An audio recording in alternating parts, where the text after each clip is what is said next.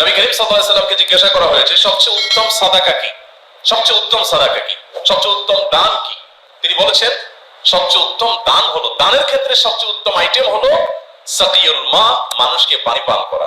তো এই যে উত্তম সাদাকা, এই উত্তম সাদাকাটি করবার সুযোগ আমাদের তৈরি হয়েছে। এবং হাদিসের ভাষ্যটা একটু আমরা লক্ষ্য করি, দুটি শব্দ সাকিউল মা, সাকিউল মানে পানি পান করানো, পানি সিঞ্চন করানো, পানি দ্বারা সিক্ত করা, মা মানে পানি, পানি দ্বারা সিক্ত করা, এটা হলো সর্বোত্তম সাদাকা। এখানে নবীজি বলেন নাই মানুষকে সিক্ত করা, অর্থাৎ শুধু মানুষকে পানি পান করিয়ে সিক্ত করলেন, এটাই শুধুমাত্র উত্তম সাদাকা নয়, এটাকে তিনি ওপেন রেখেছেন।